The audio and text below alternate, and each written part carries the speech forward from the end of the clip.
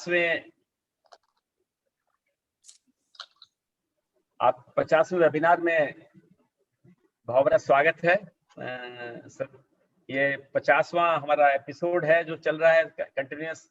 Doctor Ashutosh, doctor क्षितिज भाई सबके सहयोग से, है ना, निरंतर चल रहा है। और साथ साथ उन लोगों का भी जो हमारे स्पीकर्स हैं, ऑनरेबल स्पीकर्स हैं हमारे बीच में आज के, डॉक्टर अशोक नेमा, वो सेकंड टाइम आ रहे हैं। आप सभी का भी बहुत बड़ा सहयोग है। परम पूज्य गुरुदेव परम वंदनीय माता जी के सूत्रों को पालन करते हुए उनके संरक्षण में ये वेबिनार चल रहा है। दिल्ली और एनसीआर क्षेत्र के परिजनों के सहयोग से आप सभी का इस वेबिनार में बहुत बड़ा स्वागत है, अभिनंदन है। और आज का विषय, जैसे कि आप सभी जानते हैं, कैसे करें व्यक्तित्व का परिष्कार। हमारे 16 संस्कारों से, 16 संस्कारों के माध्यम से हम अपने आप को कैसे परिष्कृत कर सकते हैं, अपने व्यक्तित्व को कैसे रिफाइन कर सकते हैं, ये आज का विषय है। और विषय के बारे में तो मैं बस मैं इतना ही कहना चाहता हूँ कि जो हमारे स्वभाव है, जो हमारी आदतें हैं, मनुष्य वास्तव में इनका दास है ना, वो स्लेव है। वो इन अपनी आदतों और संस्कारों से वो बाहर निकल नहीं पाता है। और ये संस्कार या ये आदतें जल्दी बदलते नहीं है, बहुत प्रयास करना पड़ता है, बहुत एफर्ट करना पड़ता है। ये बड़े हठी हैं, है ना, ये इन्हें बदलना कोई आसान काम नहीं है। इन्हीं आदतों से, इन्हीं संस्कारों से हमारा व्यक्तित्व बनता है। एक छोटा सा उदाहरण देता हूँ कि हम लोग जहाँ पहले काम करते थे, तो वहाँ एक बड़ी, मैं R&D में था, मिनिस्टर डिफेंस में, तो वहाँ पे एक R&D की हमारी एक बड़ी वर्कशॉप भी थी। तो उस वर्कशॉप में बड़ी फाउंड्री थी, उसमें स्टील को मेल्ट किया जाता था। 14-15 रुपए किलो आज की तारीख में होगा, उस समय और भी सस्ता था। लोहा लिया जाता था, उसको मेल्ट किया जाता था, बिल्कुल पानी की तरह हो जाता था लोहा। उसे मेल्ट करके उसके अंदर से जो इम्प्योरिटीज थी उसको रिफाइन किया जाता था, और कुछ जो हमें रिक्वायर्ड प्रॉपर्टीज चाहिए थी उसके लिए वो एलिमेंट उसमें इंसर्ट किए जाते थे। और फिर वो मेटलर्जिकल टेस्ट होते थे उसमें। उसके बाद उसको वो स्टील का बिल्कुल कायाकल्प बदल जाता था। वो एक ऐसा स्टील बन जाता था जो 4000 रुपए केजी तक बिकता था। इनिशियल कॉस्ट 14 रुपए थी, लेकिन वो रिफाइन करके, संस्कारित करके उसकी कॉस्ट 4000 रुपए केजी तक हो जाती थी। तो ये जो प्रोसेस, ये मेटलर्जिकल प्रोसेस है मेटल की दृष्टि से, लेकिन जब ये मनुष्य के ऊपर किया जाता है, जब उसके दुर्गुणों को हटा करके उसके अंदर सद्गुणों की स्थापना की जाती है, तो इसे संस्कार बोला गया। और ये एक प्रूवन मेथड है जो हमारे ऋषियों ने डेवलप किया, और इस बारे में बहुत सारी बातें हैं। लेकिन ये देखा गया कि जब संस्कारों के अनुष्ठान से मनुष्य के अंदर के दुर्गुणों को निकाला जा सकता है, ये सत्य है। तो आज का विषय यही है कि हम 16 संस्कारों से अपनी पर्सनैलिटी को कैसे डिफाइन कर सकते हैं, रिफाइन कर सकते हैं। और ये समझते हैं कि पर्सनैलिटी मतलब, व्यक्तित्व मतलब एक ही है, हमारे स्वभाव, हमारी आदतें, हमारे संस्कार। तो उन संस्कारों और आदतों को बदलना एक बड़ा काम है। और इसको बदलने के लिए, हमारे विषय का प्रतिपादन करने के लिए हमारे बीच में एक बहुत ही distinguished personality, professor doctor Ashok Nema हमारे बीच में है। आप Sarojini Naidu government girls PG college में भोपाल में आप प्रोफेसर हैं कॉमर्स के। और आपने पीएचडी, बड़ी अलग बात है कि आपने अपनी जो पीएचडी की वो डिजास्टर मैनेजमेंट में की है ना। और आपको लगभग 35 साल का से आप टीचिंग के जॉब में हैं, लोगों को, बच्चों को पढ़ा रहे हैं, समझा रहे हैं। और गायत्री मिशन से आदरणीय भाई साहब 1977 में जुड़ गए थे, है ना। और विचार क्रांति उनका प्रिय विषय, अभी जैसे बता रहे थे, है ना, कि गुरुदेव के साहित्य को पढ़ना, मनन करना, चिंतन करना, उसे इम्प्लीमेंट करना, है ना, और लोगों के बीच में उसको बांटना, ये उनका सर्वाधिक प्रिय काम है। तो विचार क्रांति अभियान से आपका विशेष लगाव है। बौद्धिक वर्ग में, स्टूडेंट्स वर्ग के अंदर आप बहुत ही पॉपुलर हैं वहाँ पे भोपाल के अंदर। उनका नाम लेने पे लोग, स्टूडेंट जान जाते हैं। उनके बीच में लगातार काम कर रहे हैं, वर्कशॉप्स के माध्यम से, लेक्चर्स के माध्यम से परम पूज्य गुरुदेव की बात को बड़े सरल तरीके से, बड़े साइंटिफिक तरीके से लोगों के बीच में पहुंचा रहे हैं।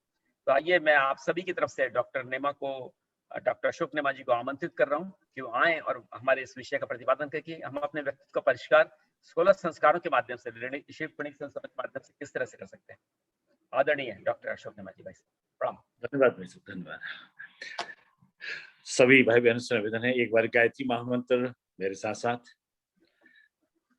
ओम भूर्भुवः स्वाहा तत्सवितुर्वरेण्यं भर्गो देवस्य धीमहि धियो यो नः प्रचोदयात्।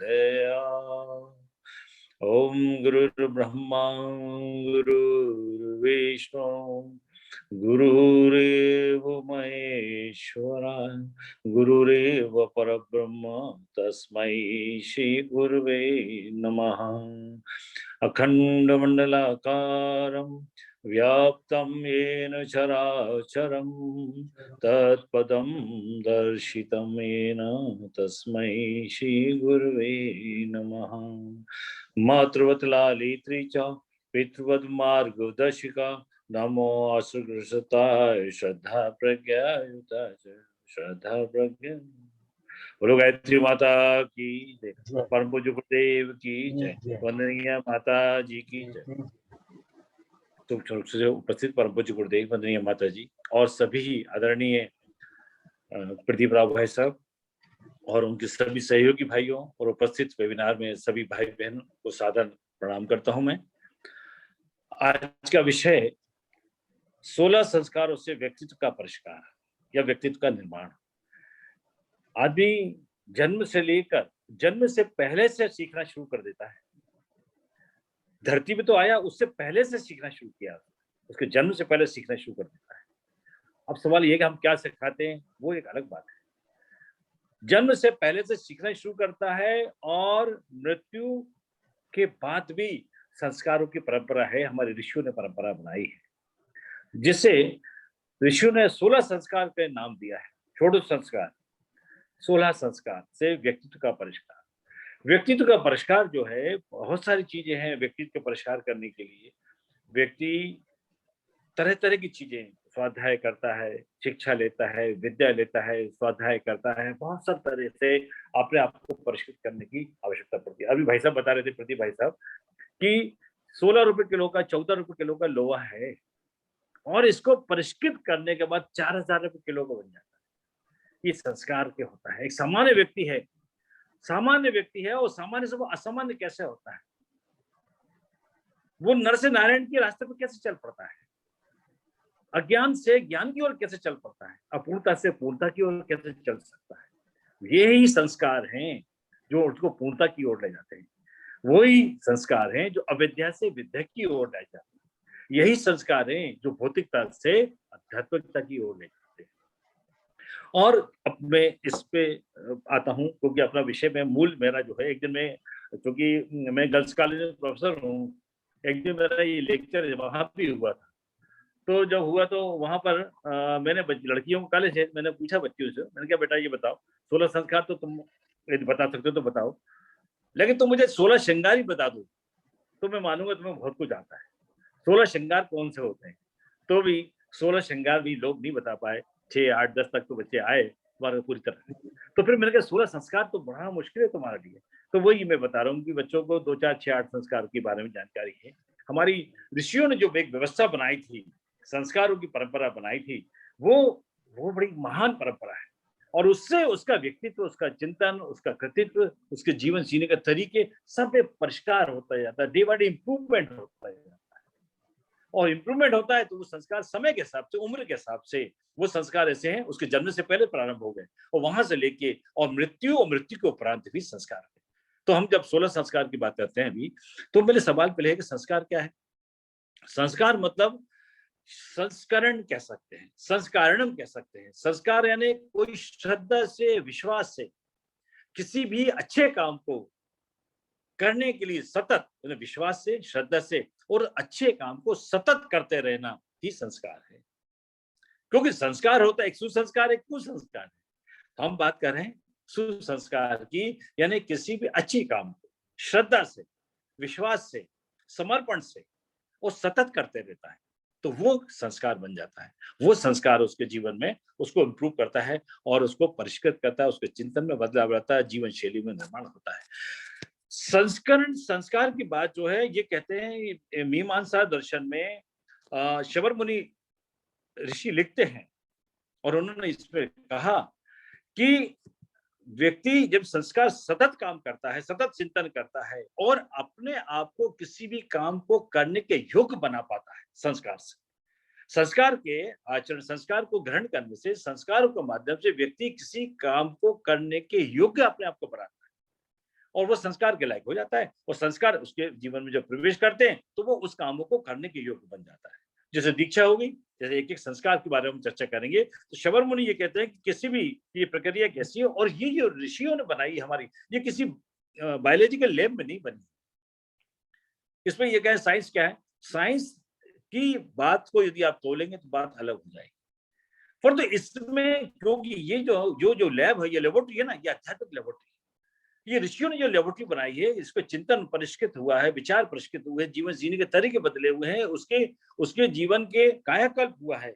ये जो किसी पदार्थ विज्ञान जो है, भौतिक विज्ञान की इसकी प्रयोगशाला में नहीं हुआ है। ये ऋषियों ने जो सूत्र बनाए हैं, उसके माध्यम से इसका परिष्कार हुआ है।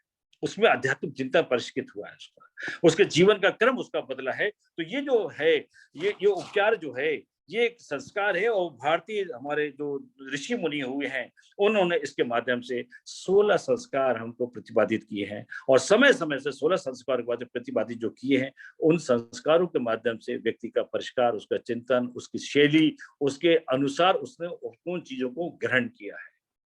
संस्कारों के आध्यात्मिक व मानवीय लाभ इतने अधिक हैं कि आदमी ने जिसने इसको आत्मसात किया, वो इसको महसूस कर सकता है। अब जैसे यदि कहें हम कि भौतिक विज्ञान जो है, भौतिक जो लेबोरेटरी है, वो एक बहन और पत्नी में अंतर नहीं समझता है। भौतिक लेबोरेटरी बहन और पत्नी नहीं, ये बायोलॉजिकल लेब को नहीं समझ सकती। परंतु आध्यात्मिक जो है हमारा ज्ञान है, वो एक बहन एक पत्नी में अंतर करना सिखाता है। वो हमको पाप और पुण्य का अंतर सिखाता है, वो सदाचार और दुराचार का अंतर हमें सिखाता है। ये अंतर क्या है? तो ये जो है पदार्थ विज्ञान नहीं सिखाता, ये हमारा अध्यात्म विज्ञान हमको सिखाता है कि ये सदाचार है, ये दुराचार है, ये पाप है, ये पुण्य है, ये बहन है, ये पत्नी है। ये जो अंतर हम सिखाता है, ये हमारे जो ऋषियों ने परंपरा बनाई है, ये संस्कार की परंपरा वो हमको सिखाती है। संस्कार पद्धति जो एक विकसित की है, और बड़ी विज्ञान सम्मत है। ये आज दुनिया जो है ना, इस पर अध्ययन कर रही है। जो ऋषियों ने हजारों लाखों वर्ष पहले उन्होंने बना दी, कर दिया है, वो लोग आज इसको रिसर्च के माध्यम से लेबोरेटरी में जाके इसको, इन चीजों को उनके फाइंडिंग्स को से अवगत हो रहे हैं लोग। तो ये सारी चीजें जो है हमको समय समय पर जो है आध्यात्मिक प्रयोगशाला के माध्यम से हमारे ऋषियों ने हमको बताया है। और इसको हम यदि आत्मसात करेंगे तो इससे बहुत सारे लाभ हमको मिलेंगे। हमारे जीवन को, ये 16 संस्कार जो धरती पे हुए, ये स्वर्ग की एक कल्पना की गई। ये जीवन, स्वर्ग क्या है? स्वर्ग कोई जगह नहीं है, स्वर्ग आपकी सोच है, स्वर्ग आपका चिंतन है, एक आपकी आनंद की अनुभूति है स्वर्ग। तो ये 16 संस्कारों के माध्यम से हम अपने आप को स्वर्गीय वातावरण परिवार का बना सकते हैं, अपने आप को हैप्पीनेस से हम जोड़ सकते हैं संस्कारों के माध्यम से। मनुष्य जाति जो है सुख, शांति और प्रगति की सर्वोपरि आवश्यकता जो है का महत्व हमारे पूर्वज ऋषियों ने बहुत अच्छे ढंग से हमको समझाया है।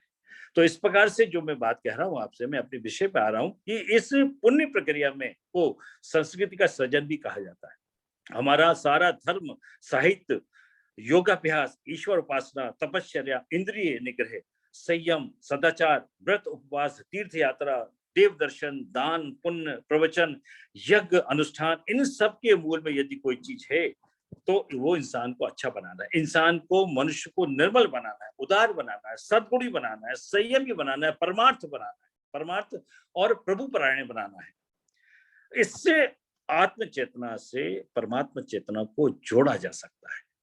व्यक्ति से, मैंने कहा ना, अपूर्णता से पूर्णता की ओर, अज्ञान से ज्ञान की ओर परिचित किया जा सकता है। 14 रुपए के लोहे को 4000 रुपए लोहे के बराबर बनाया जा सकता है। वो कैसे होगा? क्योंकि जो चीज मूल रूप से निकलती है ना, वो जो निकलती है वो, उसका महत्व इतना नहीं है। क्योंकि जब सोना निकलता है तो वो भी इतना महत्वपूर्ण नहीं है, उसको परिष्कृत किया जाता है। लोहा निकलता है, उसको परिष्कृत किया तब इतना महत्वपूर्ण बनता है। उसी प्रकार से ऐसी इंसान जब जन्म लेता है, उसको दूसरा जन्म होता है, वो संस्कारों के बाद दूसरा जन्म होता है, और वो दूसरे जन्म के बाद वो परिष्कृत होता है। तो ये जो हमारे 16 संस्कार हैं, जो हमारे विज्ञान, हमारे ऋषियों के विज्ञान ने दिया है, ऋषियों ने जो हमको दिए हैं कि, और वो जो बालक जन्म से पहले से सीखना शुरू कर देता है, बालक के गर्भ में जो प्रवेश करता है, करने से लेकर उस शरीर को छोड़ने तक विभिन्न संस्कार हमारे दिए हैं ऋषियों ने। उन संस्कारों के माध्यम से हम व्यक्ति जो है बहुत अच्छे ढंग से बन सकता है। अब मैं बात आता हूँ 16 संस्कारों की बात आप करता हूँ यदि मैं आपसे, तो 16 संस्कार में, क्योंकि व्यक्ति 84 लाख योनियों से होकर आता है, कितनी तरह के अलग, कहां से कौन कौन सी योनि, ऐसा शास्त्रों में कहा है 84 लाख योनियां हैं। अब 84 लाख योनियों से व्यक्ति कितने कुसंस्कारों से, किस योनि से वो आया है, तब वो 84 लाख योनि से मानव योनि मिलती है, बड़ी मुश्किल से मानव योनि मिलती है, और मानव योनि बहुत मुश्किल से छूटती भी है। जन्म कई, एक नहीं जन्म, दो दूसरा नहीं तीसरा, कई जन्म हमारे होते हैं, आने जाने का क्रम चलता रहता है। आत्मा अमर है, ये सीखिए, हमारा विषय नहीं है। परंतु ये जो 84 लाख योनियों से बाद हमको मानव योनि मिलती है, ये इससे संस्कारों के माध्यम से हम द्विज बनते हैं, दूसरा हमारा जन्म होता है, परिष्कृत हम होते हैं। तो ये जो बात है, जो पशु प्रवृत्ति हमारी होती है, क्योंकि हम पामर योनि में आते हैं, पामर योनि से हम मनुष्य योनि, संस्कारवान योनि में आते हैं, संस्कारों के माध्यम से ही हम बनते हैं। अब जब संस्कार की बात आती है, तो मैं बात कर रहा हूँ शुरू, अब प्रारंभ करता हूँ अपने विषय को। 16 संस्कार। 16 संस्कारों में 3 संस्कार ऐसे हैं जो व्यक्ति के जन्म के पहले शुरू हो जाते हैं, और 2 संस्कार ऐसे हैं जो उसकी मृत्यु के बाद होते हैं। 16 में से 3 संस्कार ऐसे होते हैं जो उसकी जन्म के पहले प्रारंभ हो गए हैं, 3 संस्कार, और 11 संस्कार ऐसे हैं जो ड्यूरिंग उसकी लाइफ, जो जीवन उसका क्रम है, उसमें 11 संस्कार होते हैं। तो 11 और 3 कितने हो गए? 14। 2 संस्कार ऐसे होते हैं जो उसकी मृत्यु के बाद पूरे होते हैं। ये 16 संस्कारों का, यानी व्यक्ति ने जन्म लिया उससे पहले उसका क्रम प्रारंभ हुआ संस्कार का। देखिए ऋषियों की परंपरा देखी तो चिंतन तो करिए, इसमें देखिए विषय सोचने के लिए मजबूर करता है हमको। हमारा जन्म नहीं हुआ उससे पहले हमारे संस्कार प्रारंभ हो गए, 3 संस्कार हो गए, और हमारी, जब हमने जन्म लिया इस धरती पे है, तो हमें 11 संस्कारों को हम फॉलो करते हैं। 11 3 हो गए 14, और 2 संस्कार हमारी मृत्यु के बाद, मृत्यु उपरांत, एक मृत्यु के बाद एक संस्कार, और एक अंत्येष्टि संस्कार जिसे कहते हैं, और एक है मृत्यु उपरांत संस्कार। इस 16 संस्कारों की चर्चा अपन करेंगे, और हमको जानना चाहिए। और जहां तक, क्योंकि देखिए आजकल के जो बच्चे हो रहे हैं, ये एक्सीडेंटेड बच्चे, मैं कई बार हमारे शांतिकुंज के वरिष्ठ भाइयों से भी, हमारे युवा भाइयों से भी जब चर्चा करता हूँ, तो मैंने कहा कि हमें उस समय ये ज्ञान नहीं था। ज्ञान तो था, जब पढ़ते थे, छोटे थे, 4वीं क्लास में, 3वीं में पढ़ते थे, तो अभिमन्यु की कहानी सुभद्रा के माध्यम से उस चक्रव्यूह में जाना, प्रवेश सीखा, हम जानते थे। पर तो इस तरह की चीजों को 16 संस्कारों से हमें अपनी शादी के बाद हमें इन 3 संस्कारों को कैसे फॉलो करना चाहिए, हमने नहीं था। ये ईमानदारी की बात हमारी, जबकि हम मिशन काफी समय से जुड़े, लेकिन हमने इन पे ध्यान नहीं दिया। लेकिन आज जो गाय शांतिकुंज हरिद्वार ने ये अभियान चलाया है, गर्भधान संस्कार, गर्भोत्सव संस्कार, तो ये सारे संस्कार के माध्यम से जो हमारी संस्कार परंपरा है वो पुनर्जीवित हो रही है, और हमें ज्ञान हो रहा है। कम से कम हमने जो गलती करी, आने वाली पीढ़ी को हम वो सिखा सकें, बता सकें, समझा सकें, जिससे आने वाली पीढ़ी और संस्कारवान हो, महान हो, और जीवन उनका सार्थक हो। इस भाव से हमें इस बात को सुनना चाहिए। हम, हमारे लिए जो कुछ हो गया, आने वाली पीढ़ी के लिए हम तैयार कर सके, उन संस्कारों को फॉलो कर सके, वो प्रारंभ से वो कर सके। तो पहला संस्कार की बात मैं कर रहा हूं। यदि हम बात करें, पहला संस्कार है गर्भधान संस्कार। गर्भधारण से पूर्व संस्कार होता है, पहला संस्कार, सबसे पहला संस्कार होता है, वो होता है गर्भधान संस्कार, जो गर्भधारण के पहले संस्कार होता है। और गर्भधान संस्कार जो है प्रथम संस्कार भी कहा गया है इसमें, और इसके अंतर्गत जो है ईश्वर से प्रार्थना की जाती है, कि ईश्वर से प्रार्थना की जाती है कि ईश्वर, कि जो आने वाला जीव होगा वो आपका अंश है, परमात्मा का अंश है वो आत्मा, और वो आपका प्रतिनिधि है, वो इस धरती पे आ रहा है, हमारे परिवार में जन्म लेगा। तो ईश्वर से प्रार्थना है कि पहले हम लोग अपने आप को इससे योग्य बनाएं, क्या हम उस बच्चे को जन्म देकर उसकी जिम्मेदारी को उठा सकते हैं, क्या वो इस लायक हम हैं, हम उस प्रतिनिधि को बुला सकते हैं, उसकी व्यवस्था को हम देख सकते हैं, उसके लिए जो हम लालन पालन की आवश्यकता होगी, साधन सुविधा होगी, क्या हम वो कर सकते हैं। यदि वो सब चीज हम कर पाते हैं, तो इस दिशा में ईश्वर से प्रार्थना करते हैं हम, और उसके लिए यज्ञ कराया जाता है, उसमें संस्कार कराया जाता है, कि अब आगे का ईश्वर हमारे परिवार में एक नई आत्मा, एक नया जीव प्रवेश करेगा, वो आपका प्रतिनिधि होगा, वो आपका प्रतिनिधि होगा, और वो जो जीव आएगा वो संस्कारवान हो, सद्गुणी हो, और हम वो शक्ति हमें देना, वो सामर्थ्य देना कि हम सारी उसकी चीजों को पूरा कर सके। ये पहला संस्कार होता है गर्भधान संस्कार, जो कि कंसीव करने से पहले, गर्भ धारण करने से पहले इस संस्कार को कराया जाता है। और इसमें वो पति पत्नी जो है ईश्वर से प्रार्थना करते हैं, हे परमात्मा हमें वो शक्ति दें, हे परमात्मा हमें वो सामर्थ्य दें, जिससे हम अपने संस्कारवान आपके प्रतिनिधि जो होगा, जो एक नया जीव आएगा, जो नई आत्मा इस परिवार में प्रवेश करेगी, वो सद्गुणी हो, अच्छे हो, और हम उसको इस योग्य बन पाए। तो ये एक पहला जो संस्कार होता है वो गर्भधान संस्कार कहलाता है। दूसरा संस्कार, जब ये संस्कार संपन्न के बाद दूसरा कहलाता है संस्कार पुंसवन संस्कार। पुंसवन संस्कार, और ये पुंसवन संस्कार जो है ये 2 से 3 माह में होता है, गर्भ कंसीव होने के बाद, गर्भ धारण करने के बाद 2 से तीसरे माह में ये संस्कार होता है और पुष्पन संस्कार कहलाता है। इसमें ये जो है दूसरा संस्कार गर्भधारण संस्कार के बाद पुष्पन संस्कार, इसमें 2 से 3 माह में संस्कार होता है। और इसमें गर्भिणी जो स्त्री होती है और उसके पति, उस समय बड़ा 9 महीने का पीरियड बड़ा महत्वपूर्ण पीरियड होता है। हमें हस्बैंड वाइफ को बड़ा सहयोग से मिलजुल कर अच्छे वातावरण में इस हर दिन को बिताना चाहिए। और इस समय 2 से 30 माह में गर्भिणी जो होती है इस संस्कार के माध्यम से उसे 3 चीज, जब संस्कार होता है ये, तो उसमें 3 विशेष औषधियां होती हैं, उनको सुंघाया जाता है। एक होता है उसमें बट वृक्ष की जड़। बट वृक्ष का भाव क्या है? बट वृक्ष बहुत बड़ा वृक्ष है, उसकी बहुत लंबी आयु होती है। हे परमात्मा, उसके पीछे बट वृक्ष होता है, एक गिलोय होती है और एक पीपल। तीनों की जो है, पीपल का पत्ता होता है, पीपल की जड़ ले सकते हैं, बट वृक्ष की जड़ को लेते हैं और गिलोय। ये तीनों के प्रति उसका भाव क्या है? उसका भाव है गर्भिणी को 2 से तीसरे महीने में सुंघाया जाता है। और सुंघाने के पीछे ये होता है कि हमारा आने वाली जो संतान है, चाहे वो पुरुष हो, चाहे वो बालक हो या बालिका हो, वो जो संस्कारवान के साथ साथ जो है उसमें वट वृक्ष यानी विशाल है उसका हृदय हो। जैसे वट वृक्ष बहुत विशाल होता है, उसकी जड़ें बड़ी जमीन के जानने के बाद ऊपर आ जाती जड़ें। ऐसा हमारा जो जीव है, जो हमारे जो जीव हमारे गर्भ में आया है, भगवान ऐसा विशाल हृदय का हो, उसकी आयु बहुत अधिक हो। दूसरी जो है गिलोय, गिलोय जो है अमृता कहलाती है। गिलोय जो है इसका ऊपर जाने का क्रम, इसका जो वो एक क्रम होता है वो ऊपर जाती है और सहजता से उसकी हर जगह लग जाती है। इस तरह हमारा जीव भी जो है उसकी प्रवृत्ति ऊपर जाने की हो गिलोय। और हमारे जो कुसंस्कार होते हैं इसके सेवन से वो नष्ट होते हैं गिलोय से। और आज का देख रहे हैं कोरोना में गिलोय की कितनी इंपॉर्टेंस। हर व्यक्ति घर घर में जहां जहां गिलोय लगती थी, जो घर में गिलोय जानते नहीं थे, वो गिलोय की जड़ों को ले आके घरों में लगाया, उसका सेवन किया, उसके लाभ ले रहे हैं। गिलोय इतनी महत्वपूर्ण चीज है, तो गिलोय की जड़ को भी जो है सुंघाया जाता है। और तीसरी चीज है पीपल यानी पीपल के पीछे सुंघाने के भाव है कि जो हमारा जीव है, जो हमारा आने वाली संतान है, वो पीपल की तरह, ये पीपल में क्या 24 घंटे ऑक्सीजन देता है, यानी जीवन ही देता है। और पीपल जो है कितने लोगों को परमार्थ का काम करता है, कितने लोगों को आश्रय देता है पीपल। तो हमारा भाव है कि हमारी संतान ऐसी हो जो दूसरों के लिए मदद करने वाली हो, जो पीपल जैसे ऑक्सीजन देता है, जीवन देता है, ऐसा ही जीव जो इसकी सत्प्रवृत्तियां उसमें हो, जो दूसरों को जीवन देता सके। इन तीनों चीजों को से छोटी छोटी जड़ को पीसा जाता है पानी में, उसको घोल के, और जो गर्भिणी होती है उसको सुनाया जाता है संस्कारों के साथ, मंत्रों के साथ। ये दूसरा संस्कार कहलाता है।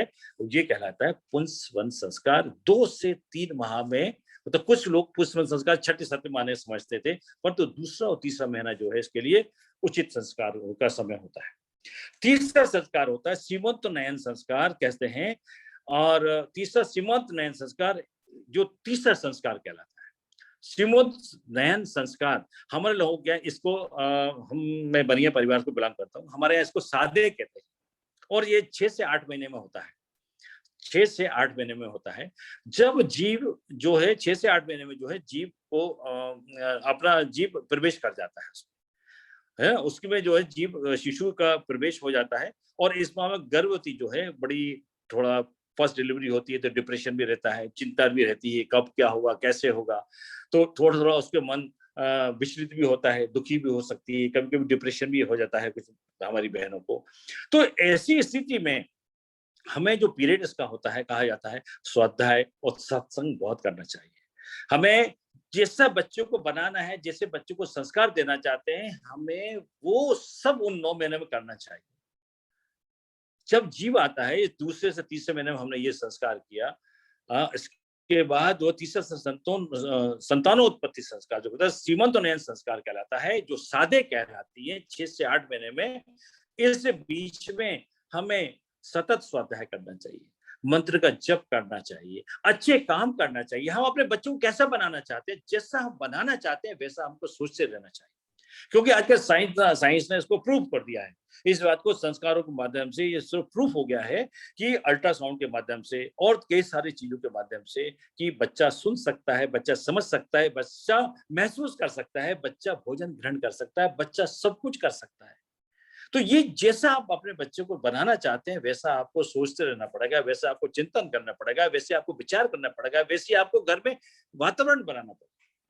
ये तीसरा संस्कार जो बड़ा महत्वपूर्ण संस्कार है, क्योंकि देखिए सुभद्रा के समय अभिमन्यु ने जो है जैसी जैसी वो अर्जुन ने उनको पूरा सुनाया वृतांत और सुभद्रा ने पूरा उसको सुना, लेकिन जब तक वो नींद नहीं आई तब तक वो सुनते रही।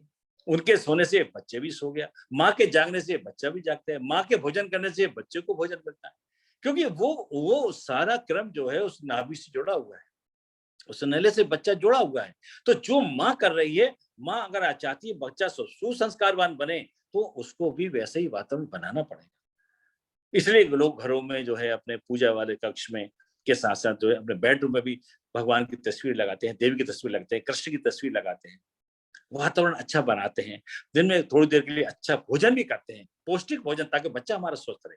हम जो भी सोचते हैं दिन भर राउंड द क्लॉक, ऐसा नहीं कुछ समय के लिए, राउंड द क्लॉक जो सोच रहे हैं वो पॉजिटिव सोचे, अच्छा सोचे, अच्छी किताबों को पढ़ना चाहिए, भले दिन भर ना पढ़े, नौकर पेशा है, काम करते हैं, घंटे 1.5 घंटे 2 घंटे आपको अच्छी किताबें पढ़ना चाहिए, आपको थोड़ा जप भी करना चाहिए, क्योंकि जो आप करेंगे बच्चा आपका बिल्कुल वैसा ही पैदा होगा, जो आप करेंगे बच्चा वैसा ही पैदा होगा। अभिमन्यु ने चक्रव्यूह में जाना सीख लिया था, उतना जानता था, उसकी माँ सो गई, अभी सुभद्रा सो गई, तो उसका वो भेद तो अंदर तो चला गया, लेकिन चक्रव्यूह से बाहर आना उसको नहीं मालूम था। भाई बहनों, मेरा कहने का मतलब है कि 9 महीने इस बड़े महत्वपूर्ण हैं। हम अपने इंसान को जो परम पराक्रमी बनाना चाहते हैं तो उस पराक्रम के बारे में सोचिए, उसको वैसा करिए। आप चाहते हैं बच्चा हमारा बहुत पॉजिटिव सोचे तो आप पॉजिटिव सोचिए, आप किसी के बारे में द्वेष मत रखिए, आपके चिंतन को परिष्कृत करते जाइए। आप ऐसा करेंगे निश्चित रूप से बच्चा जो आप करेंगे, जो आप जैसा आप महसूस करेंगे बच्चा भी महसूस करेगा। आप पॉजिटिव सोचेंगे बच्चा भी पॉजिटिव सोचेगा। ये संस्कार हमारा बड़ा महत्वपूर्ण संस्कार है। ये जो है, क्योंकि अगर गर्भिणी तनाव मुक्त रहेगी तो बच्चा भी तनाव मुक्त रहेगा। गर्भिणी यदि हैप्पी रहेगी, खुश रहेगी, तो उसकी संस्कारवान जो पीढ़ी है वो भी हैप्पीनेस रहेगी, खुश रहेगा हमेशा। वो यदि डर से रहेगी तो बच्चों में डर जब बाहर आएगा तो छोटे छोटे से डर जाएगा, चमक जाएगा बच्चा। तो हमें क्या करना है, तनाव मुक्त रहना है। और इसमें पति की बड़ी महत्वपूर्ण जिम्मेदारी होती है कि वातावरण को तनाव मुक्त बनाए, तनाव मुक्त बनाए, वातावरण को तनाव मुक्त बनाए। और बात हैप्पीनेस वहां कैसे हो सकती है, अपनी पत्नी को, गर्भिणी को कैसे खुश रख सकता है। खुश मतलब ये नहीं है कि चरण दबाना है, खुश रखने का मतलब हमेशा उसकी जिम्मेदारियों को निभाए। जो उसकी पति की जिम्मेदारी है वो अपनी पत्नी को वैसा वातावरण दे, वैसे सकारात्मक सोच दे, सकारात्मक वातावरण दे। और आत्मसम्मान चाहते हैं तो आत्मसम्मानी वातावरण भी दीजिए। आप चाहते हैं बुद्धि प्रखर बुद्धि के बने तो बौद्धिक स्तर की किताबें पढ़िए, बौद्धिक तरह का सत्संग भी कीजिए, डिस्कशन भी कीजिए। तो ये जो जैसा करेंगे वैसा वो बच्चा सोचेगा, बच्चा सुनेगा, बच्चा समझेगा, बच्चा जानेगा। आप जो विचार करेंगे वैसे ही बच्चा विचार भी करेगा। तो ये बड़ा महत्वपूर्ण क्रम होता है जो 6 से 8वें महीने में होता है। और ये भी होता है उस समय गोद भराई भी लोग कहते हैं, गोद भराई जाती है, यानी उस परिवार में पति पत्नी को पूरा आश्वासन देता है कि मैं तुम्हारे साथ हूँ। सबसे पहले उसकी जिम्मेदारी, मैं तुम्हारे साथ, मैं तुम्हारा पूरा सहयोगी हूँ, हर परिस्थिति में मैं तुम्हारे साथ हूँ, ताकि उसको हिम्मत आती है, उसको जो है कभी ऐसा डिप्रेशन नहीं होता। इसके साथ ही ये भी नहीं, परिवार की सास है, ससुर है, लड़की के माता पिता हैं, लड़के के सास ससुर है, वो भी सबको बुलाया जाता है। और उसके परिवार के जो भी ननंद हैं, रिश्तेदार हैं, बच्चे हैं, सब उसको आश्वासन देते हैं। गुरुदेव ने ऐसी व्यवस्था बनाई है इस संस्कार के, मतलब हम सब आपके आश्वासन देते हैं, हम हर परिस्थिति में आपके साथ हैं, हम सब आपके सहयोगी हैं, आप कभी घबराए ना, हर चीजें हम सब आपके सहयोगी हैं। इससे क्या होता है, गर्भिणी निडर बनती है और उसमें अच्छा भाव आता है, तनाव मुक्त बनती है, तो आने वाली संतान भी तनाव मुक्त रहती है, वो भी प्रसन्न रहेगी तो बच्चा भी प्रसन्न रहेगा। ये जैसा आप चाहते हैं वैसा आप अपने संतान को बना सकते हैं। मदालसा में अपने बच्चों को उन्होंने कहा सभी आध्यात्मिक व्यक्ति को बना दिया, धर्मार्थ बना दिया, धर्मशील बच्चे बना दिए उन्होंने। लेकिन राजा ने, पति ने कहा कि एक तो बच्चा कम से कम जो ऐसा बनाओ जिसे वो राज कर सके। तो उन्होंने वैसा चिंतन किया, वैसा सोचा और वो एक राजा बना। तो मेरा कहता है जैसा गर्भिणी चाहती है, ये धीरे धीरे अब थोड़ी अवेयरनेस आ रही है, डॉक्टर्स आजकल प्रिस्क्राइब करने लगे कि कैसा वातावरण चाहिए आपको, कैसा आपको करना चाहिए। हमारे मिशन में भी जो है शांतिपुर हरिद्वार द्वारा इस अभियान को बड़ी तेजी से चलाया जा रहा है। यही डॉक्टर्स हमारी बहनें हैं जो इसको पूरे अभी इस क्रम को चलाती हैं। तो इस पे मैं बहुत ज्यादा डिटेल में नहीं जाऊंगा, लेकिन ये हमको जानकारी होना चाहिए कि ये एक महत्वपूर्ण संस्कार है और ये हमने नहीं बनाए, ये हमारे ऋषियों ने बनाए। कितने पुराने प्राचीन संस्कार हैं, छोटे संस्कार जो कहलाते हैं।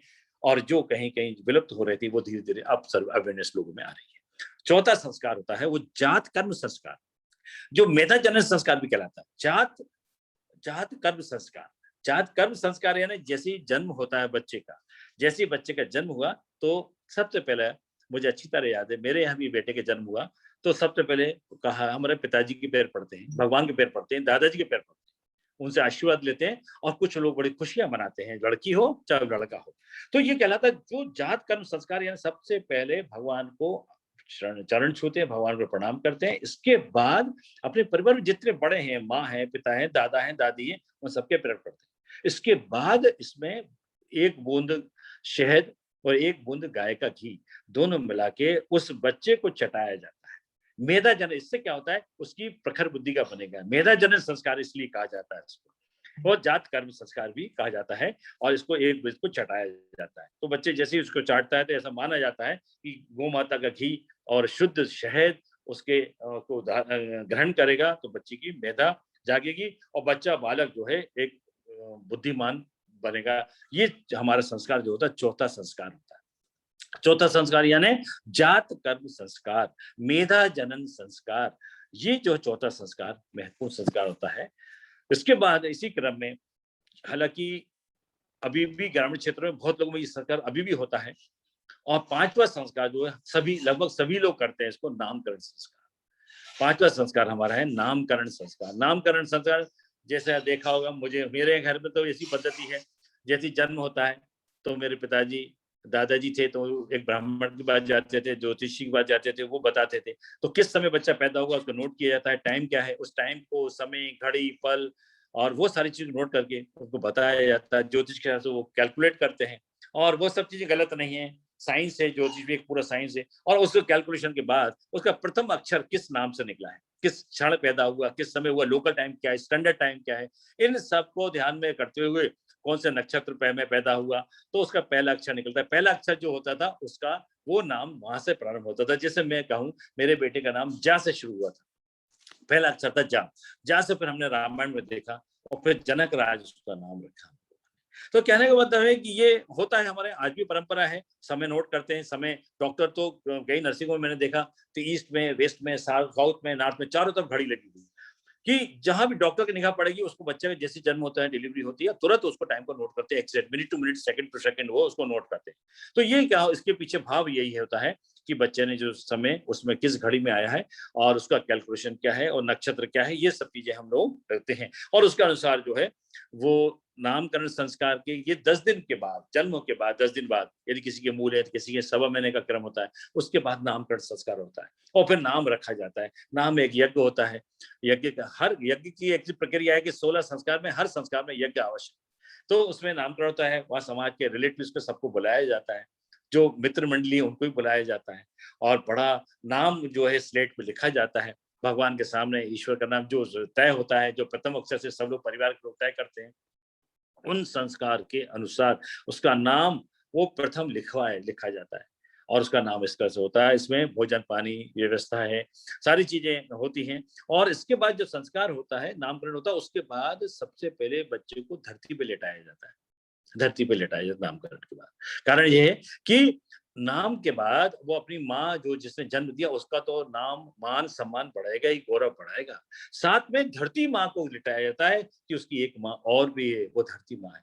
धरती माँ यानी इस धरती का अच्छे काम करके इस देश की भूमि, देश का नाम वो रोशन करेगा, गौरव को, दोष धरती का गौरव बढ़ाएगा। ये उसके पीछे भाव होती है। सबसे पहले शिशु को माँ की गोद की बात हुआ, धरती पे लेटाया जाता है ताकि धरती माँ का भी वो सम्मान करे, इसके देश के साथ कभी वो गद्दारी न करे, उसके पीछे भाव ये होता है। ये नामकरण, और नामकरण का बड़े मात्रा बड़े स्तर पर भी लोगों को कराया जाता है।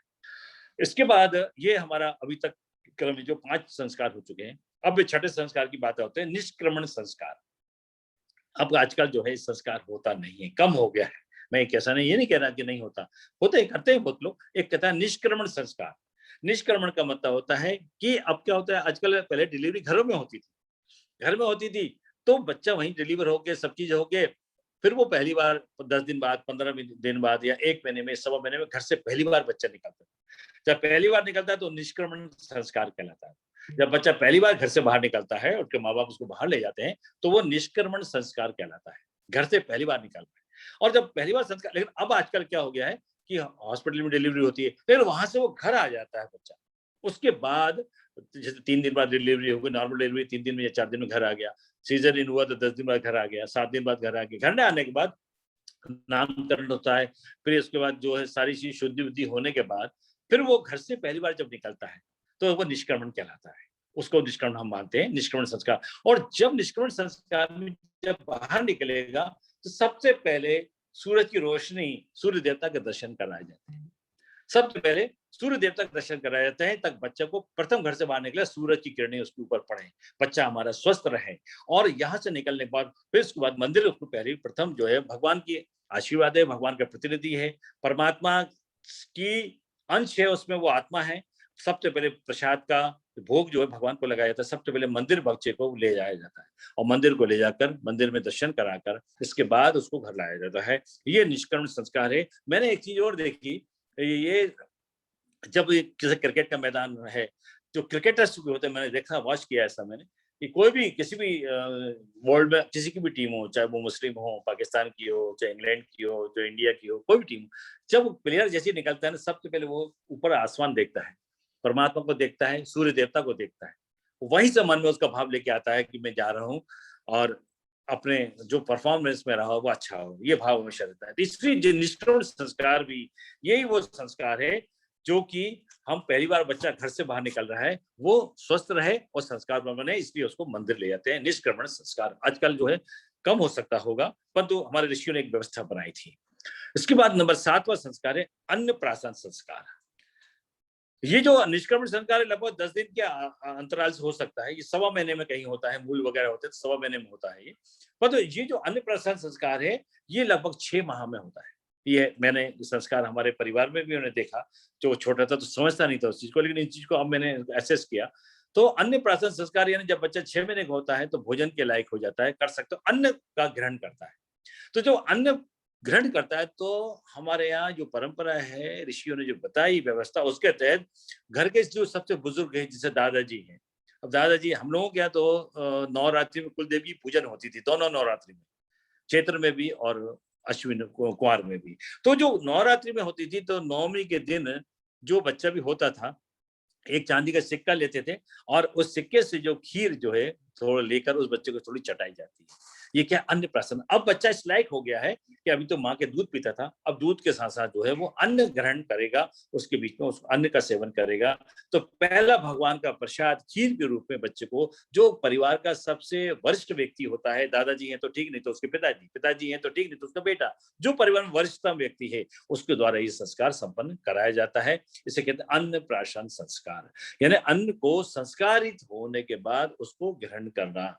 ये एक इसके पीछे होता है ताकि बच्चा भगवान करे हमारा स्वस्थ रहे। प्रथम प्रसादी भगवान की प्रसादी खीर के रूप में जो है उस बच्चे को दी जाती है, चांदी के सिक्के से उसको जाता है। चांदी के सिक्के में वो अपने वो तत्व होते हैं जिससे बच्चा को उसके वो तत्व उसके शरीर में जाए, ऐसा भाव उसके पीछे रहता है। तो ये 7वां संस्कार जो है वो है अन्नप्राशन संस्कार। लगभग 6 माह की आयु में ऐसा होता है साधारणतः। कभी कभी किसी यदि पूजा कैसे या कोई ओकेशन जो है 5 महीने में पड़ रहा है तो उस समय भी कर सकते हैं। तो ये इस कर्म जहाँ जैसी परिस्थितियां होती हैं वैसा उसमें होता है। नंबर 8 है मुंडन संस्कार। इसको जो है चूड़ाक्रम संस्कार भी कहते हैं। मुंडन संस्कार ये चूड़ाक्रम संस्कार कहलाता है। चूड़ा का अर्थ होता है शिखा या चोटी, चूड़ा या शिखा या चोटी। और मुंडन संस्कार जो है सभी कौम में होता है, क्योंकि कहते हैं कि कितनी योनियों से बच्चा वहां से योनि से होता है, वहां से आया है, तो उसके जो बाल हैं गर्भ के, वो बाल उसपे ये वैसे आरोग्यता देता है। गुरुदेव लिखते हैं ये जो मुंडन संस्कार आरोग्यता है, पुष्टि दाता है, आरोग्य दाता है, ये आयु दाता है, सौंदर्य दाता है मुंडन संस्कार। इसलिए मुंडन संस्कार का एक ये भी बड़ा आयोजन होता है और उस संस्कार के माध्यम से, और आयोजन छोटा हो या बड़ा हो, मूल चीज है उसमें संस्कार होना चाहिए। मूल चीज है उसमें संस्कार होना चाहिए, जिससे उस बच्ची में वो संस्कार पैदा हो सके। उसके जो गर्भ से पूर्व में जो गर्भ विभिन्न योनियों से आया है उसके जो बाल है वो उनको विसर्जित किया जाता है। और उसको मुंडन के बाद, इसके बाद उसका सौंदर्य से भी इसका रिलेशन है। उसके बाल बहुत अच्छे आते हैं, सौंदर्यता कारक भी होता है। तो ये पुष्टिदाता भी होता है, ये आरोग्यदाता भी होता है ये संस्कार। और अपने अपने धर्म के हिसाब से अपने अपने जो परिपाटी है उसमें भोजन पानी व्यवस्था लोगों की ये होती है। और अभी तो हायर एजुकेशन तो हम लोग देखते हैं, लोग, क्योंकि मैं डीडीओ भी था तो मैं देखता था कि लोग कहते सर हमको 50,000 रुपये चाहिए, क्या है हमारे घर में मुंडन संस्कार है तो उसमें खर्च होगा, तो एडवांस लेते जीपीएफ से निकाल देते। तो कहना मतलब, मेरा कहने का मतलब है ये मुंडन संस्कार है और बड़ा महत्वपूर्ण संस्कार होता है और सभी लोगों में संस्कार होता है। लेकिन इसकी क्रम ये है, या तो पहले साल में करा लेते हैं लोग, पहले साल में नहीं कराता तो वो तीसरे साल में होता है, यदि पहले साल किसी कारण से नहीं हो पाया तो वो तीसरे साल में होता है जब बाल बहुत बड़े बड़े होते हैं। तो मेरे यहाँ भी तीसरे साल में ही संपन्न हुआ था ये, क्योंकि किसी कारण से हम लोग उस एक साल में नहीं करा पाए थे, तो बेटे के बाल बहुत बड़े बड़े हो गए थे, मतलब उसकी 1.5 फीट से ऊपर बाल हो गए थे। तो कहने मतलब ये क्रम है, ये तो पहले साल करा लिया तो ठीक, नहीं तो फिर भी जहां जिसकी मान्यता हो वैसा वो कर सकता है, लेकिन साधारणतः ऐसा कहा जाता है और गुरुदेव ने भी ऐसा लिखा है, पहले साल से में या तीसरे साल में संपन्न होता है। तो ये 8वां संस्कार है, मुंडन संस्कार, चूड़ाक्रम संस्कार कहलाता है। ठीक है, इसके बाद जो है इसी क्रम को अपन आगे बढ़ाते हैं और वो है नव संस्कार, कर्ण भेद संस्कार। कर्ण भेद यानी कर्ण भेदन संस्कार। पहले जो है कान छेदाए जाते थे, लड़कों के दोनों कान छेदाए जाते थे और लड़कियों के दोनों कान और नाक छेदाई जाती थी, कर्ण भेदन संस्कार। उसके पीछे हालांकि देखिए, अब आजकल लोग संस्कार ये वाला तो करते नहीं है, बहुत कम है, लेकिन लड़कियां जरूर कान छेदते हैं और रखते हैं। लेकिन उसके पीछे भाव ये रहता है कि कान छेदने से उसको हर्निया जैसी बीमारी नहीं होती। कान का कनेक्शन जो है शरीर में शायद रहता है, जो हमारे लोअर अपडाइन से इसका कनेक्शन रहता है, तो आगे रोग बीमारी होती है। हमारे ऋषियों ने बड़ी बहुत बहुत बड़े वैज्ञानिक थे, जो विज्ञान आज आया है हजारों वर्ष पहले हमारे ऋषियों ने उन चीजों को लिख दिया था, उसके पीछे साइंस क्या है वो चीज लिख दी थी। तो ये कर्ण भेद संस्कार कहलाता है। और बहुत से लोग में राजस्थान में तो बहुत ज्यादा आज भी होता है, और इसके बारे में मैंने एक लेक्चर दिया तो वहां भी लोग बताए थे, नहीं सर हमारे यहाँ भी होता है। तो वो ठीक है, अब लड़कियां क्या है बाले पहनते हैं, कुंडल पहनती हैं, तो वो उनके छेद बड़े बने रहते हैं, फिर पुरुषों के छेद धीरे धीरे क्या होते हैं, कहीं पुर जाते हैं, बंद हो जाते हैं। तो ये कर्ण छेदन संस्कार कहलाता है। और इसके पीछे कर्ण छेदन के बाद जो यज्ञ संस्कार होता है, उसके बाद जिसको सबसे पहले बाहर बच्चे को ले आया जाता है। कहाँ और क्यों? तो उसको बाहर इसलिए जाता है कि सूरज की पहली किरणें उसके उस अंगों पे पड़ना चाहिए, सूरज की पहली किरणें उसको। और जन्म के तीसरे वर्ष लोग ज्यादातर कराते हैं, तीसरे वर्ष में ज्यादातर कराते हैं। और कर्ण छेदन होने के बाद इसको बच्चे को बाहर लाया जाता है, ताकि सूरज की किरणें उसके नाक में, उसके जो छिद्र हुआ है, जहाँ कान में छिद्र हुआ, वहां पर सूरज की पहली किरणें उस पर बच्चे पे पड़े, ये भाव उसमें रहता है। और ये स्वास्थ्य से भी इसका रिलेशन होता है। ये कहता है कर्ण भेद संस्कार कहलाता है, कर्ण छेदन संस्कार भी इसको कहते हैं। 10वां संस्कार जो है 3 साल, अब पहले तो क्या था, 5, हम लोग जब पढ़ते थे जब 5 साल बच्चों को एडमिशन स्कूल में होता था, पर तो अब आज के बच्चे में 3 साल से पहले 2.5 साल में भी 3 साल प्री नर्सरी नर्सरी ये सब क्लासेस शुरू हो गई हैं। तो अब 3 साल में बच्चा, 2.5 साल में बच्चा स्कूल चला जाता है, तो वहाँ कहलाता है विद्यारंभ संस्कार। विद्यारंभ अक्सर जो है देखते हैं, ये गुरु पूर्णिमा होती है उसके आसपास बच्चों की विद्यारंभ संस्कार बहुत होते हैं, सभी शक्ति बेटो बहुत ज्यादा होती है, क्योंकि उस समय जो स्कूल खुलते हैं और बच्चों को एडमिशन कराया जाता है। तो विद्या आरंभ संस्कार, विद्या यानी शिक्षा तो स्कूल से मिलेगी, लेकिन उसके अच्छे संस्कार विद्या के मान से शिक्षा और विद्या का बहुत बच्चा समन्वय कर सके। और उस बच्चे को क्योंकि बच्चा तो छोटा है, उसमें सरस्वती और श्री गणेश भगवान की पूजन कराई जाती है। सबसे पहले ओम भूर्वा लिखाया जाता है उसके बच्चे से। उस बच्चे जो स्कूल में पहला अक्षर स्लेट जो होती थी, अब स्लेट यदि नहीं है मान लो, तो थाली में जो है घी लगाकर, रोली लगाकर, सबसे पहले बच्चे के हाथ पकड़कर ओम भूर्भुवः स्वः लिखाया जाता है, ताकि बच्चा जो है एक ऐसे संस्कार उसमें आ सके। सबसे पहले भगवान का नाम ले, सबसे पहले गायत्री मंत्र जो सृष्टि के ज्ञान विज्ञान का आधार है, सबसे पहले इसका मंत्र का वो करे, ये भाव उसके पीछे रहता है। तो ओम भूर्भुवः लिखाया जाता है। माँ सरस्वती की हमेशा बच्चे पे कृपा बने रहे, वो बुद्धिमान बने, गणेश जी सिद्धि बुद्धि दाता है, श्री गणेश जी की कृपा बनी रहे उस बच्चे पे। कॉपी पेन पेंसिल सब रखे जाते हैं, वो संस्कारित किए जाते हैं, और बच्चा प्रथम अक्षर इस प्रकार से वो लिखता है। तो ये कहलाता है विद्यारंभ संस्कार, विद्यारंभ। और आजकल इसका चलन भी काफी मात्रा में बहुत लोग काफी कराते हैं। ये बच्चा 2.5-3 साल की उम्र में इसको होता है, 3.5 साल की उम्र कर सकता है, कोई 2.5 साल में कर सकता है। 11वां संस्कार होता है उपनयन संस्कार। उपनयन संस्कार यानी बच्चा अब 3-3.5 साल का हो गया मान लो आप, तो अब उसको उपनयन संस्कार, जो कि सामान्यतः आज की उम्र 10 साल 11 साल 12 साल की उम्र में दीक्षा कराई जाती है। कई ब्राह्मण परिवार होते हैं वो 10 साल में ही संस्कार कराते हैं। यज्ञोपवीत संस्कार, उपनयन संस्कार। यज्ञोपवीत यानी हमारे गुरुदेव ऋषि ने कितनी बढ़िया शानदार व्यवस्था की है। हम चाहते हैं भगवान हमेशा हमारे साथ रहे, तो क्या भगवान की मूर्ति लटकाएंगे क्या? भगवान की मूर्ति तो मालूम 6 इंच की है, क्या लटकाए घूमेंगे हम? नहीं, गायत्री हमारे जीवन में हमेशा रहना चाहिए। गायत्री ये सब विचार हमारे साथ रहना चाहिए। तो उन्होंने ऋषियों ने क्या बनाया, यज्ञोपवीत की जो ग्रंथियां हैं वो ये है गायत्री माता और यज्ञ पिता, उसका स्वरूप है। वो हम कंधों पे धारण करते हैं, वो अपने सीने से लगा के रखते हैं, हम पीठ पे धारण करते हैं कि हमारे पीठ पे अच्छे काम के लिए वो अग्रसर करते रहे, हृदय हमारा सब निर्मल बने, कंधों पे धारण करें, हमारे कंधे हाथ हमारे अच्छे कामों के लिए हमेशा अग्रसर हो। और ब्राह्मण परिवारों में तो ये अनिवार्य है यज्ञोपवीत संस्कार। और इसमें तो मैंने देखा, अभी मेरे दोस्त है प्रोफेसर दीक्षित, उन्हीं क्या कर रहे हैं, उन्होंने ऐसे, ये लॉकडाउन हो गया उसकी वजह से उनको कैंसिल करना पड़ा। ये तो बड़ा प्रोग्राम, 13 ब्राह्मण उनके कानपुर से आने वाले थे, काफी लोग आने वाले थे, मतलब सोचिए 2-3 लाख रुपए के आसपास का खर्च का प्लान था उनका, और बड़ा चर्चा हो रही थी उनसे। तो मैं आपको ये बता रहा था, ये संस्कार, पैसा खर्च और नहीं खर्च की बात नहीं कर रहे हैं हम, बात कर रहे हैं संस्कार के मूल की चीज कि कितना महत्वपूर्ण संस्कार है। उससे द्विजानम होता है, उसका दूसरा जन्म होता है, यज्ञोपवीत के माध्यम से उसका दूसरा जन्म होता है, ये मानते हैं। और वो अपने को हमेशा सीने में धारण लगता है। और यज्ञ यानी त्याग, यज्ञ यानी त्याग, बच्चे में त्याग की भावना है, क्योंकि जब भगवान को, यज्ञ देवता को धारण करेगा तो त्याग उसमें आएगा, गायत्री को धारण करेगा तो सद विचार आएगी, सद चिंतन, विवेक का इस्तेमाल करेगा, सदा सद्बुद्धि के रास्ते पे वो चलेगा। ये बड़ी महत्वपूर्ण चीज है, उसका व्यक्तित्व परिष्कार होगा, उसका चिंतन परिष्कृत होगा, ये माना जाता है। ये उपनयन संस्कार होगा। ये 11वां संस्कार है।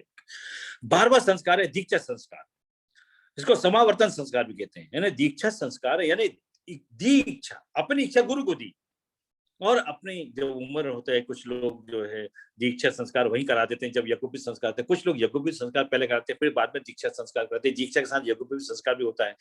और दीक्षा संस्कार बड़ा महत्वपूर्ण संस्कार होता है। शांतिपूर्ण हृदय में प्रवेश करने वाला व्यक्ति का हर एक को ये अवसर मिलता है, सौभाग्य मिलता है, बगैर किसी खर्च के हम अपनी दीक्षा ले सकते हैं। परम पूज्य गुरुदेव वंदनीय माता जी से, उनके संरक्षण में हम दीक्षा लेते हैं आज भी। तो दीक्षा संस्कार यानी अपनी इच्छा दी, जो मिशन की परंपरा है, जो गुरु की अनुशासन है, उसको आत्मसात करते हुए हम आगे बढ़ेंगे, उन चीजों को हम आगे बढ़ाएंगे। क्योंकि प्रारंभ में गुरु और शिष्य के जब जुड़ जाते हैं, जब दीक्षा लेता है, तो गुरु अपनी शक्ति का एक हिस्सा जो है अपने शिष्य को देता है। गुरु अपनी शक्ति का एक हिस्सा अपने शिष्य को देता है, और शिष्य बाद में गुरु की जो शक्ति मिली है, जो ऊर्जा मिली है, जो ज्ञान मिला है, उससे उनका मान बढ़ाता है, अच्छे काम करते हैं। यदि उसको एग्जाम्पल ले हम, तो रामकृष्ण परमहंस और विवेकानंद को देखें। विवेकानंद के पास बार बार रामकृष्ण परमहंस जाते थे, बस बार बार जाने के बाद भी वही कहते थे, मुझे नहीं चाहिए, मुझे नौकरी करना है, बहन की शादी करना है, मुझे बीए करना है। परंतु उन्होंने कहा, बेटा तेरे को मेरे को दुनिया का काम करना है, मेरा काम करना है। वो बार बार ना कहने के बाद भी उन्होंने कहा, तो तू अच्छा आजा, मेरी महाकाली से मांग ले जो तेरे को चाहिए। बस मांगा क्या, माँ मुझे भक्ति दो, माँ मुझे शक्ति दो, माँ मुझे वैराग्य दो। तो जब बड़ी चीज हमने सामने आती है, छोटी चीज हमारे लिए महत्वपूर्ण नहीं होती। और वो उन्होंने जो उनको अपनी शक्ति का अंश दिया, उन्होंने, किसने, रामकृष्ण परमहंस ने। और विवेकानंद ने अपने गुरु का मान बढ़ाया, शिकागो में लेक्चर दिया, 39 साल में उनका महाप्रयाण हुआ। दुनिया विवेकानंद जी को आज भी 155 साल उससे ज्यादा हो गए, आज भी उनको स्मरण करती है, उनको मानती है, और युवा दिवस के रूप में मनाती है। ये क्या है, ये जो है दीक्षा संस्कार का है। परम पूज्य गुरुदेव ने अपने बच्चों को जो कुछ दिया है, हमेशा उस ज्ञान दिया, शक्ति दी, स्वास्थ्य दिया, धन दिया, तन दिया, मन दिया, जो बच्चों को आवश्यकता उसको सब कुछ दिया, उसको उनको लाभ हुए, उसी का नतीजा क्या, करोड़ों लोग मिशन से जुड़े हुए हैं। ये है दीक्षा संस्कार, ये है दीक्षा संस्कार। इसके बाद जो है 12 संस्कार, तीसरा 13वां संस्कार है विवाह संस्कार। जब आपने 20 साल, 18 साल, 15 साल में आपने दीक्षा ले ली, अब आपके विवाह हुआ, 20 साल, 22 साल, अब तो खैर उम्र हो गई, तब 24-25 साल में लोग विवाह करते हैं। तो विवाह एक दो आत्माओं का मिलन है। गुरुदेव ने उसके बारे में लिखा है, खर्चीली शादी हमें दरिद्र बेईमान बनाती है। यानी दो आत्माओं का मिलन है। इसमें जो है बहुत सारी गलत चीजें जो हैं, गलत परंपराएं जुड़ गई हैं, खर्चीली शादी जुड़ गई हैं, और संस्कार मूल जो है बेचारा वो एक कोने में बैठा हुआ है। विवाह दो आत्मा का मिलन है। इस दो आत्माओं के मिलन से कितना कायाकल्प चिंतन बदलता है, एक सृजन होता है, एक सृजन की दिशा में वो एक अग्रसर होते हैं। दो परिवार मिलते हैं, दो आत्मा मिलते हैं, दो शरीर मिलते हैं उसमें। और जब अच्छे संस्कार में जब क्योंकि शादी होती किसमें, भगवान की अग्नि के साक्ष्य में, भगवान की उपस्थिति में। मगर सारे जितने हमारे बाराती हैं, घराती हैं, किसी को फुर्सत नहीं है संस्कार में। रात को 2 बजे थोड़ा बहुत फटाफट जैसे पंडित जी ने कर दिया, बाकी सब मस्ती में, शादी में लाखों रुपए खर्च किया है। पर तो पढ़िए, पंडित जल्दी जल्दी कर देना हमको संस्कार, फटाफट कर दो, 1 घंटे 2 घंटे में। सब सो रहे हैं, मस्ती से छान रहे हैं, सब कुछ कोई मतलब शादी में दूल्हा दुल्हन और जिसको कन्यादान करना है तो लड़की के पिता माता है, बस। वास्तव में ये परंपरा हमारी नहीं थी। विवाह परंपरा एक बड़ी महत्वपूर्ण परंपरा है। भगवान का आशीर्वाद मिल जाए तो कायाकल्प हो जाए, दो आत्माएं मिल जाए, दो अच्छा संस्कार यदि कर हो जाए तो बहुत बड़ा अंतर पड़ता है जीवन में। तो ये कहलाता है विवाह संस्कार। दो आत्माओं का मिलन है, दो परिवारों का मिलन है, एक सृजन की नई दिशा है, नया चिंतन विकसित होगा, नया परिवार बनता, नया समाज बनेगा। इससे इसमें इसमें हमें जो हमेशा इस बात का ख्याल रखना चाहिए, जो गायत्री परिजन है वो इसमें गिफ्ट के रूप में स्वाध्याय साहित्य को बांटते हैं और साथ में जो है वो कोशिश प्रयास करते हैं खर्चीली शादी ना करें। गुरुदेव ने कहा भारत जैसे गरीब देश में खर्चीली शादी का कोई स्थान नहीं है। ये कहलाता है विवाह संस्कार। ये लगभग 25 साल की उम्र में अगर मानते हैं तो ये 13वां संस्कार है। चौथवा संस्कार, अब विवाह हो गया, नौकरी कर रहे हैं, जीवन आपने ले लिया, 60 साल हो गए, 60 साल के बाद वानप्रस्थ संस्कार। जीवन का उत्तरार्ध लोक सेवा में लगाएं, जीवन का उत्तरार्ध लोक सेवा में लगाएं। अपने लिए जी लिए ना, अब अपनों के लिए जियो। कब करोगे ये काम समाज के लिए? जिस समाज से लिया है आपने आपने आपने वहां से स्वास्थ्य लिया, वहां से वस्त्र पहने, वहां से ज्ञान लिया, वहां से नौकरी की, वहां से पैसा कमाया, सब कुछ कमाया है। समाज को क्या दिया? Back to nation, back to society, back to family, सबको वापस दो। प्रकृति से लिया है, नेचर को वापस करो। जिससे जो लिया उसको लौटाने का समय आ गया। तो लौटाने के लिए वानप्रस्थ संस्कार है। इसलिए गुरुदेव ने बहुत अच्छी लिखी, जीवन को अर्थात लोक सेवा में लगाए। आपके 60 साल हो गए, 62 साल रिटायर हो गए, अब आप समाज की जिम्मेदारी लीजिए, जो आप कर सकते हैं। हमारे कितने भाई बहन ऐसे लाखों लोग जो कि नौकरी करते हैं, व्यवसाय करते हैं, अपना काम करते करते भी कर रहे हैं, वानप्रस्थी जीवन जी रहे हैं, बेचारे समाज के लिए काम कर रहे हैं, परंतु फिर भी एक व्यवस्था ईश्वर बनाई थी। 60 साल में अपनी जिम्मेदारियों से देकर अपने बच्चों को जिम्मेदारी दी, अपनी लड़की को दीजिए, अपने लड़कों को दीजिए और उनसे कहीं वो आगे का क्रम संपन्न करें। और जब तक नहीं चिपके रहेंगे तो मोह का कोई अंत नहीं है। तो ये कहलाता है वानप्रस्थ संस्कार। और इसमें अपनी जिम्मेदारी से मुक्त होने का समय आ गया है, समाज के लिए जीना अब शुरू कर देना चाहिए। 14 संस्कार, 15वां संस्कार है वो है अंतिम संस्कार, जिसमें आपका बस नहीं है। अंतिम संस्कार, आपकी मृत्यु हो जाती है तो आपके परिजन जो है, आपके बेटा बेटियां है, परिवार है, वो सब मिलके इस संस्कार को संपन्न करते हैं और इसमें समाज के लोग आते हैं और वो सब मिलकर संस्कार करते हैं। और अंत्येष्टि संस्कार भी होता है, वो अंतिम जो उसकी अर्थी जलती है वो भी एक संस्कार है, वो भी एक हवन कुंड है। वहां गायत्री मंत्र पढ़ती है, आहुति दी थी, सारी परिजन आहुति देते हैं गायत्री मंत्र करते करते। कहने का मतलब है ये अंतिम संस्कार है और उस व्यक्ति को जो उसने कर्म किए अच्छे बुरे, उसको वो श्रद्धांजलि अर्पित। अच्छे कामों को लोग याद करते हैं। काम वो करिए कि दुनिया मृत्यु को हमारी याद रखे, हमारे संस्कारों को याद रखे।